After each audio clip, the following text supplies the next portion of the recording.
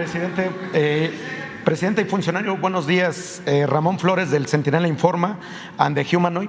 Presidente, el año pasado le pregunté sobre el tema del cártel inmobiliario y el cártel de los notarios, y hoy le voy a dar a conocer nuevamente que, regresando al tema sobre la Suprema Corte de Justicia de la Nación, pues la familia del ministro Jorge Mario Pardo Rebolledo está despojando a una familia de un terreno en Las Ánimas, en Veracruz. Usted dio la instrucción de que la Consejería Jurídica los atendiera y los atendieron amablemente, pero lamentablemente no se les puede apoyar porque las fiscalías, como las de Veracruz, pues son autónomas. Presidente, nosotros continuamos con la investigación. Que la familia del ministro está implicada en más de 10 despojos, y le voy a contar cómo es el modus operandi para que conozcan cómo es el cártel inmobiliario, cómo es el cártel de los notarios, porque aquí también está una compañera que fue atacada allá en Puerto Vallarta por denunciar también lo que es el cártel inmobiliario.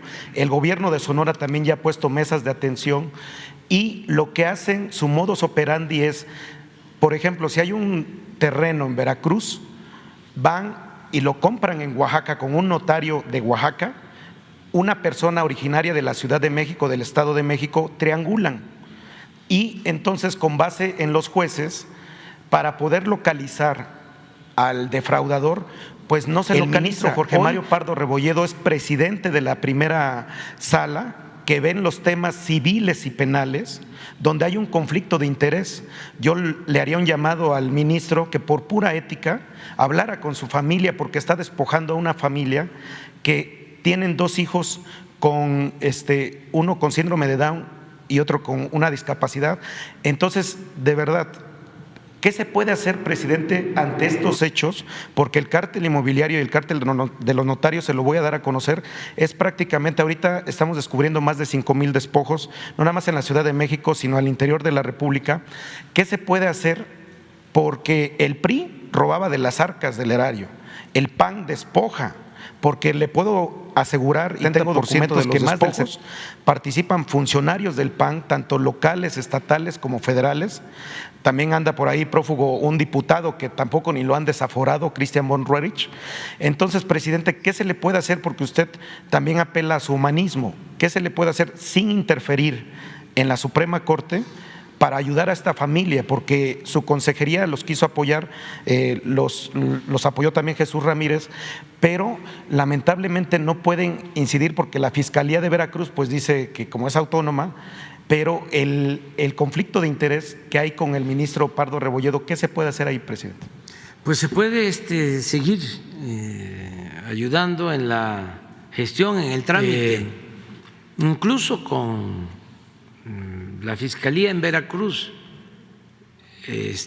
aunque hay que respetar su autonomía, si se trata de un asunto de justicia, pueden ayudar. Entonces nos das de nuevo los datos, de nuevo que Jesús intervenga y se ponen de acuerdo, y seguimos adelante. Sí, también sobre el mismo tema, presidente, su consejería jurídica con la SEDATU podrían poner una mesa de atención a las víctimas de despojo en el país, como lo hizo la jefa de gobierno Claudia Sheinbaum aquí en la Ciudad de México, que pusieron una mesa de atención, porque de verdad, presidente, que si usted y toda la gente que ha sido despojada viene y le informa, estamos ante el robo más grande de la historia en cuanto a despojo. Y ¿sabe qué es lo más lamentable? Que están despojando a personas de la tercera edad.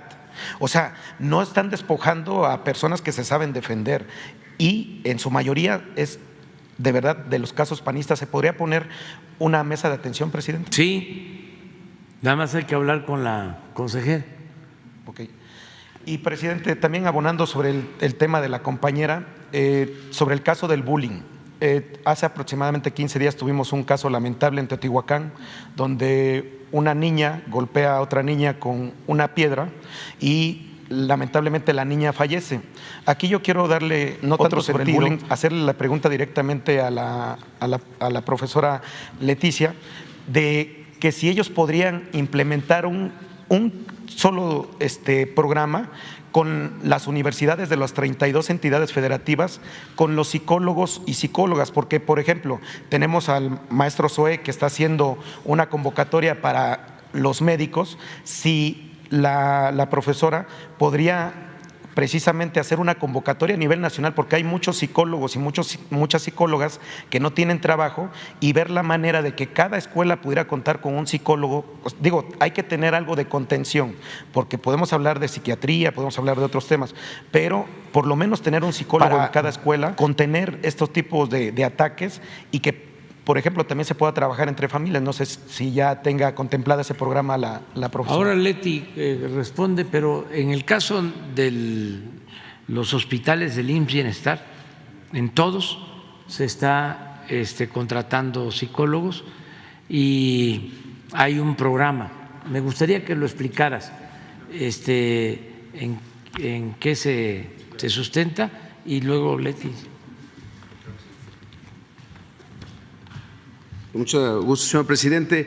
Efectivamente, en el programa IMSS Bienestar, desde que existe, desde su nacimiento como IMSS Coplamar en el 79, uno de los elementos más importantes. Ante el presidente Andrés Manuel López Obrador, en los últimos minutos de la conferencia mañanera de este martes, el reportero Ramón Flores pidió al mandatario que se investigue el caso de la familia del ministro Jorge Mario Pardo, quienes han participado en al menos 10 despojos de propiedades en la capital veracruzana. La familia del ministro Jorge Mario Pardo está despojando a una familia de un terreno en Las Ánimas en Veracruz, lanzó Ramón Flores para explicar que ya el propio mandatario mexicano había dado instrucciones de que la Consejería Jurídica los atendiera, y los atendieron amablemente, pero lamentablemente no se les puede apoyar porque las fiscalías, como la de Veracruz, son autónomas. El periodista dijo que en seguimiento a una pregunta realizada desde el año pasado sobre el cartel de los notarios y el cartel inmobiliario, nosotros continuamos con la investigación y descubrimos que la familia del ministro está implicada en más de 10 despojos. Le voy a contar cómo está el modus operandi para que conozca cómo es el cartel inmobiliario, el cartel de los notarios. Aquí está una compañera que fue atacada por denunciar lo que es el cartel inmobiliario.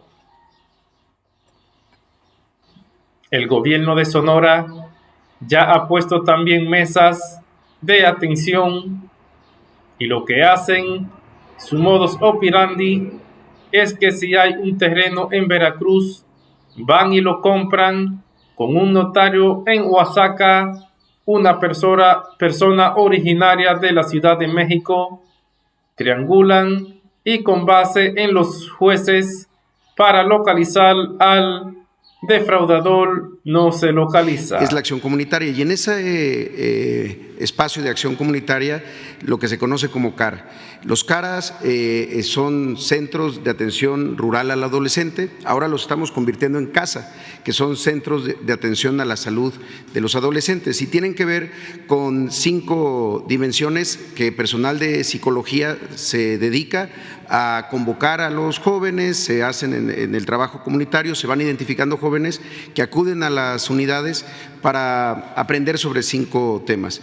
Uno, el asunto de la violencia familiar, la violencia en el noviazgo. El segundo, sobre hábitos alimentarios saludables, sobre los daños, comer comida chatarra, refrescos, bebidas azucaradas.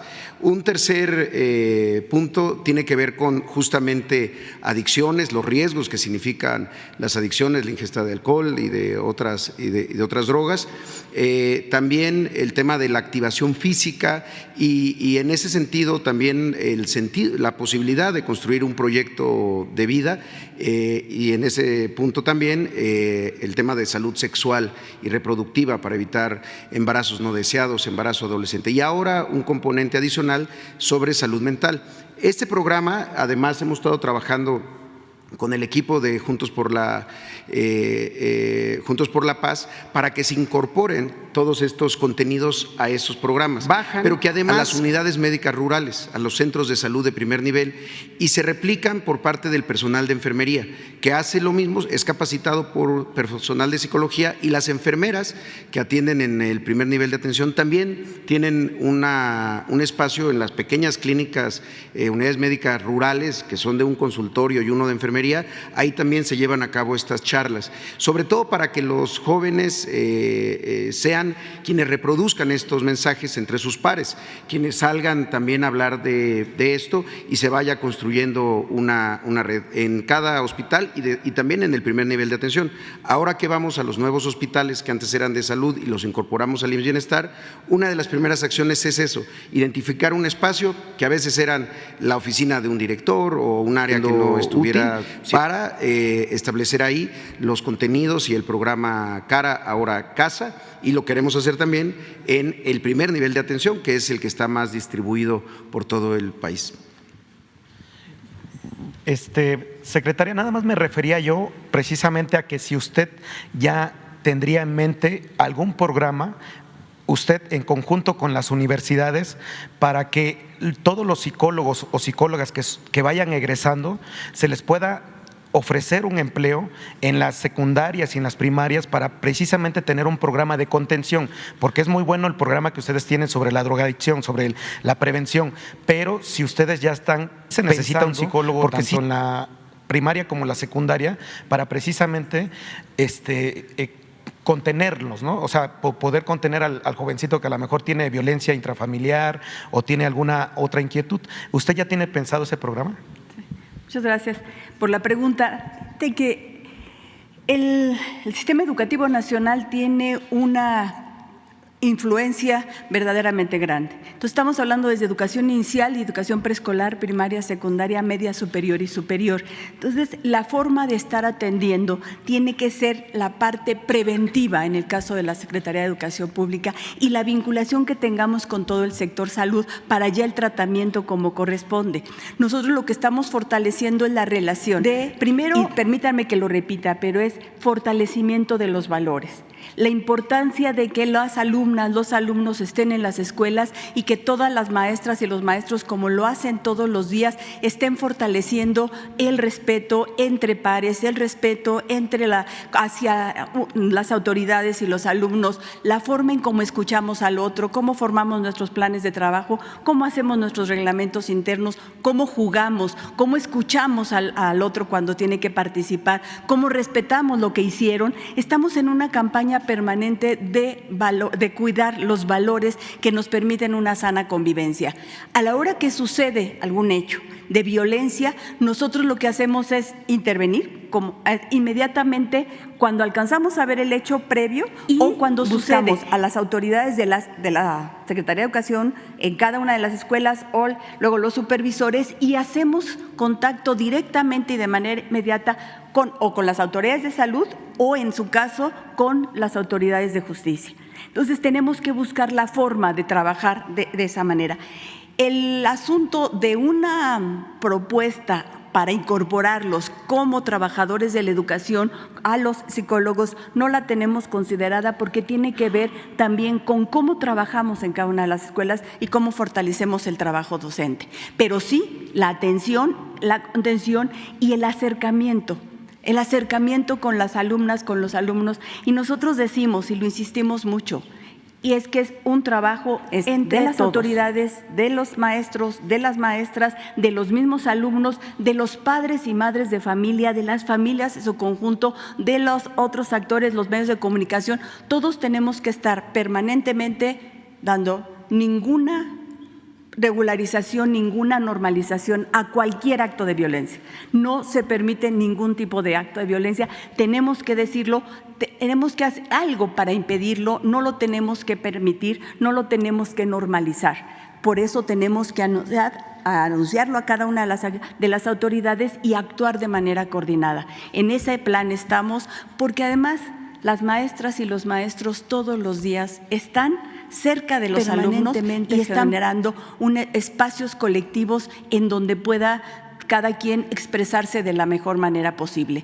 Todos estamos en contra de cualquier tipo de violencia. Gracias. Bueno, ya, vámonos a desayunar. El 46. Mañana. Sí, mañana. Sí, voy a Guerrero.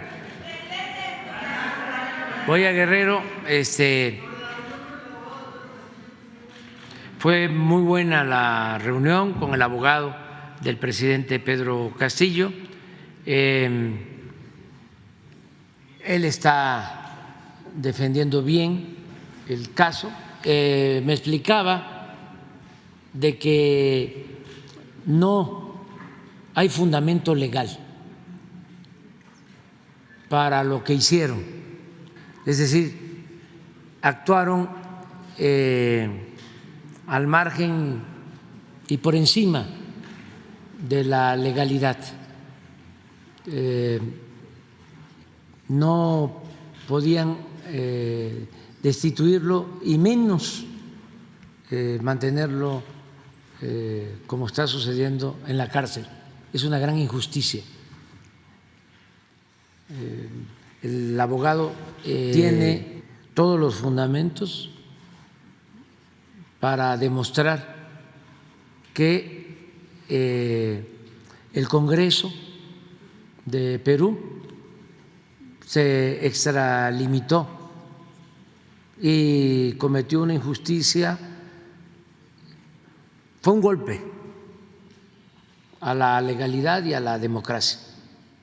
Entonces, él está haciendo su trabajo para defender legalmente al presidente y nosotros estamos también apoyando, porque en el fondo expuso en su intervención.